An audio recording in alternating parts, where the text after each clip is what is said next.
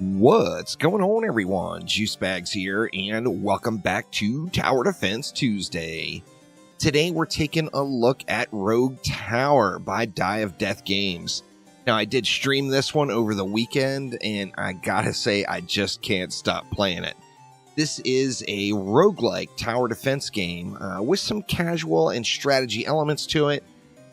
Quite addicting, and one that is just extremely unique. Now, this game will launch on Steam on January 28th, 2022, so it launches in just a few days. I got the opportunity to jump in and check it out early, and let's go ahead and just dive right on in. Now, when you start a game, you're going to be able to start it off defending a single lane, a double lane, or a triple lane from your tower. Now, this is a roguelike, so each experience is going to be a little bit different. You will have permanent progression that you can unlock, and the game inadvertently plays similar to a deck builder type game as well. Now, popping right on in and taking a look at, say, a double defense lane. Now, I have managed to get through to the end. It's a 45-wave event with bosses throughout. I've managed to get through to the end of the single wave, but have not managed to even scratch the surface on the double lanes here. So we start off with our tower. There is some houses around. You see houses. Every level of this house will pay every adjacent tower defending it gold equal to the current level, which means you want towers around the houses, anywhere where you see houses. Now, we've got some opportunities here where we can hit two houses with one tower. We are going to go ahead and do that wherever we can. Let's see, let's go like right there. We can get another one right here. So we've got a few towers around defending our houses. Let's go ahead and get a few more up front ones. And then we'll go with a couple more here. Now, we've put down just a ton of ballistas. Now, the ballista is the only thing I have now. My ballista does have +1 health, +1 armor damage, and +1 shield damage, as you see down at the bottom. Now, the health, armor, and shield are different strategy elements of the game. Some enemies are going to have more armor, some more health, some more shield, etc. And you need appropriate defenses to burn through those types of enemies. Now, each round, you're going to expand out one tile, and that's one of the things that makes this game extremely unique. It's just super cool. Now, I've got a little time into it now, and I'm getting a one of the roguelike element choices every single wave. However, when you first start off, it's going to be every 3 waves, so you've got to get to that point and unlock it. We're going to choose a poison sprayer here on this one, and then I think all of these ballistas we spammed down at the beginning are going to be good for a little bit longer. Let's go ahead and throw down a few more. We'll get our gold income really spiked up as high as we can get it. So we've got every house covered now, every corner of every house. Let's expand out this lane one this time. And here we go. Another choice. As you see, the different choices: fortification, increase the main tower's max health. We got a Tesla coil. We've got +1 damage to armor for a ballista. Poison sprayers gain +1 damage to health. We got an obelisk, which is kind of a laser beam. I will go through all of the towers here after we get through this run. And then, slow but sure, increases maximum poison per second by +26, taking it up to 50. Now, the game offers a lot of unique choices. You're going to be able to kind of pick your favorite defenses and go with it from there. I think here I'm going to go with... let's increase the maximum poison here, and we'll start putting some poison sprayers out. So let's get one right here. And we don't have enough for another one on this side. Now, another interesting thing is the different elevations. You see +2, +3. This is the base elevation. Here's a +1. The higher the elevation that you put the tower, the more damage it's going to do. So you're always going to want to make sure to take advantage of all of these peaks and get your towers up there as high as you can. Now, we are going to just let it fly here. We should have no problem with one more wave here. And what do we got? We got the obelisk again. We've got a frost keep, which will be a good one later. A mana siphon, which will as well. See, poison enemies also slows them by 5% of poison gain. Let's definitely go with creeping cough and get a little bit of crowd control in there. And now my poison sprayer is not just an armor stripper, or pardon me, a shield stripper, but it is also going to be putting a little slow in. So looking at the poison sprayer here, the shield multiplier is 7, health is 4, armor is 2. So this particular tower is more effective against shields. Now you can upgrade your towers directly, however, as you play through, you will earn experience and the towers will upgrade by themselves. So it's a strategy element. You have to choose whether you're going to be spending money on upgrades or whether you're going to be putting down additional towers. We're just going to continue to let it fly here. We may end up having some troubles over on this one. We're going to have to see how this plays out here. They come in pretty close over on this corner to these ballistas, so looks like we're going to be okay for a moment here. All right. We got a flamethrower there. We've got another buff to our poison tower. Now, the poison towers are going to be using mana, so we're going to want to make sure we are focusing on our mana regen. Let's go ahead and take this sorcery 1 and get +3 mana regen per second. And let's see which side we want to go out. Well, this is our strong side still. We do have enough to put a poison sprayer in. So you see here I'm going on one of the +3 elevations to make sure I get the most possible damage out of that poison sprayer as I can. Let's go ahead and go out this way. We've actually got a unique situation here where we're going to be able to build some towers up right in the middle here, and they're going to be able to kind of double dip and hit both lanes, which is definitely something I want to see out of this 2-lane match. And yeah, we're going to lose something. Oh, these ballistas got the job done right at the end. Now, what up next? We got a radar tower for airstrikes, which is quite cool. These I've been using mainly late game, but look what we have right here. All ballistas gain +1 range. That one seems like a no-brainer to me, as we do have a lot of ballistas out here as the end of our defense. So, yeah, let's make sure that those ballistas get some extra range. Let's go ahead and expand out one more here this time, and we will let them fly here. Very unique soundtrack as well. The soundtrack was all done by the same developer, and really, it's quite good. It intensifies when it needs to intensify, and it falls off when it needs to fall off. We are just about through this wave. We're getting there. Another tough one. Let's see. We got that flamethrower. I'm tempted to grab a flamethrower here, but not really sure that's the route I want to take. I think for this one, why don't we go ahead and grab a Tesla coil? We'll grab a Tesla on this one. That's going to allow us to get a little bit of shield burning and a little bit more damage in.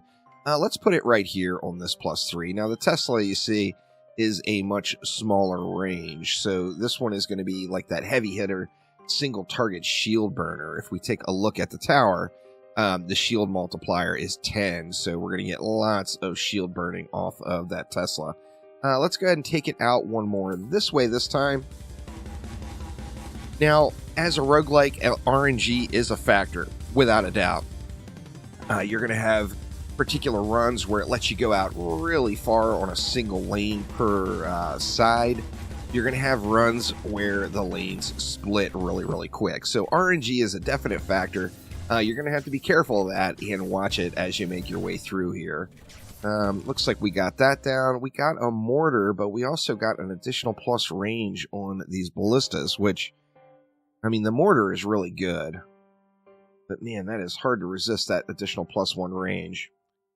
Let's go ahead and take the additional range on this one, and then we'll expand out this way.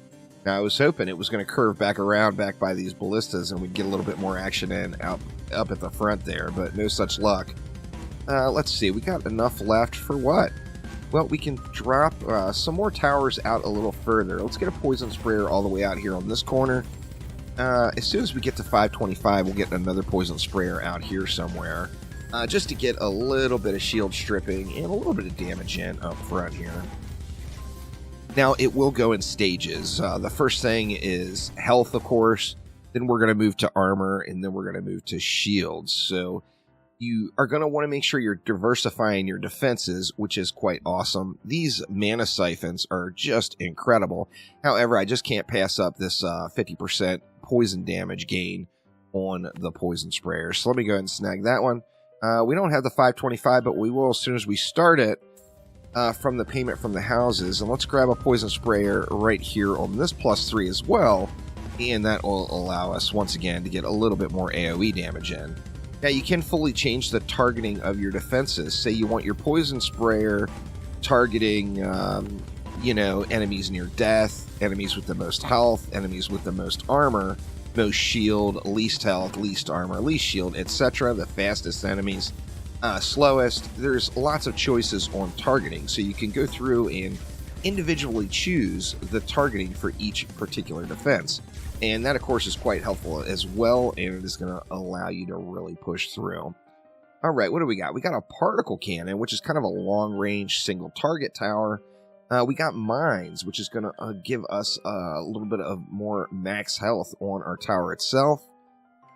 And then we got a buff to our Teslas here.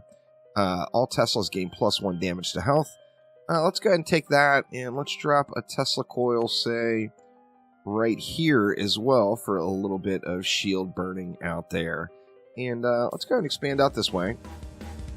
We're getting lucky on this run, not getting too many splits, so we might be able to do fairly decent here. We're going to just let them flow on in. You see the sprayer and the Tesla are doing a nice job here. It's at least thinning the herd. Now, these are not shielded enemies. This is armor and health right here, so these two towers are not the best in that environment. Now, the ballistas, of course, those guys are all health, so as long as I get that armor burned off, the ballistas will be able to get the pew-pews going right at the end. And hopefully, we don't lose anything here. We'll have to see. Got a little bit of a rough start on this one. I did get some luck with the RNG on the lanes, but, I think it's time for the mortar. Let's go ahead and snag the mortar. The mortar is exactly what you think it is. It's a long-range mortar that's going to just be dropping massive shells from overhead. Let's put one right here, and as you see, this is going to cover both areas, so good stuff on the mortar there. So once we see some enemies getting in, those mortars will start slapping. In fact, we can actually get a few more down. We can get another one here. That's on a +2. Yeah, let's go ahead and go right here, just because that is such a great coverage area, covering both lanes. And you're going to see the mortar is going to be just dishing out the pain with the armor. Now, it does a lot of health damage as well, so you get the best of both worlds there. However, this mortar is going to really dish out the pain and help get the job done here. Pushing on in, I think we'll probably start losing something soon. Is it going to be this round? Maybe not. We might be able to get the job done here this round. And here we go. We got our first boss wave here. We got Oogie. Level 15 or wave 15 is going to be a boss wave. Let's see how we can do here. I've expanded it out, put a few more mortars in. We got a few more poison sprayers around. In fact, I think we're probably going to drop... What do we want to do? Oogie is going to have that big health here. We've got enough to drop something. Let's throw a couple of mortars here real quick, just to help out with Oogie here, and then we will sell them after, since those are not ideal placements. Now, when you sell a tower, you do get full upgrade value out of it, and actually it looks like we're probably not gonna be able to burn through Oogie. Dude is a beast. You see that that poison sprayer is all up on him. But let's see if these mortars are going to be able to get enough pounding in. He is going to take a little damage when he gets right here at this turn. So we may end up making it. We're going to have to see here, though, as we got him, just past the halfway mark now. Oogie is a tough one. Now, if one of the bosses make it in, it's instant death, no matter how much your tower has left. This one's going to be close, but it actually looks like we're going to be able to get him. So yeah, Oogie is down. Now, the bosses are going to drop chests on the ground. What do these chests do? Well, they are more choices, of course. So let's take a look here. We've got multiple chests on this one. We got +1 damage to health on the poison sprayers. Let's take that. We've got that particle cannon. We've also got +1 damage to health on the Teslas. Let's take that one as well. We actually got a ton of chests here. Now here is that airstrikes, the radar tower with the little biplanes. That one's quite interesting. It feels like it's better late game. However, oh, that was it. That was all our chests there. I'm just being greedy now. So let's go ahead and slap a radar down here. Let's just throw it right here. And as you see, the range on the radar is just enormous. So that biplane is going to fly around the entire map here as we get it built out. Now we will eventually we'll build it outside of its area. And here is our first split lane. Now you see we've got that little gray health bar or blue health bar added in. That is going to be a shield. So now we have shields, heavy shields to deal with as well. We've got the enemy's health, the armor, and the shields now. So we're going to have to deal with all of that. Let's go ahead and just fail this one, though, and bounce on through. That way we can check out some of the upgrades and the long-term progression in the game here. Now, as you play through maps, you're going to earn experience. Now, you're going to earn experience for how far you make it. You're also going to earn experience for setting new personal bests. So even if you're not fully unlocked or comfortable to jump into a double or triple, you are going to get a little bit of an experience boost by jumping into those game modes and just trying to go as far as you can, just because you're going to be getting personal bests for that particular tier. Now, what do you do with your experience? Well, we've got a ton of upgrades to go through here. Now, let's just start off. The blue ones are permanent upgrades. The yellow ones are upgrade cards. So the blue ones, of course, are progression that's going to be added on every single playthrough. The yellow upgrade cards are going to be ones that you can draw as you're playing through an experience. Now, as we see here, draw frequency 2, how many cards you draw. These are all like really, really important go-tos right away. You've got gold drop. Well, how much gold do you start off with? How much gold the enemies drop? And it's just going to take more and more experience to open these. So, for example, I can unlock Treasury 7 here. That's going to give me an additional 100 gold at the start every single time. Now, we've got our mana regen items here. We've got our mana capacity.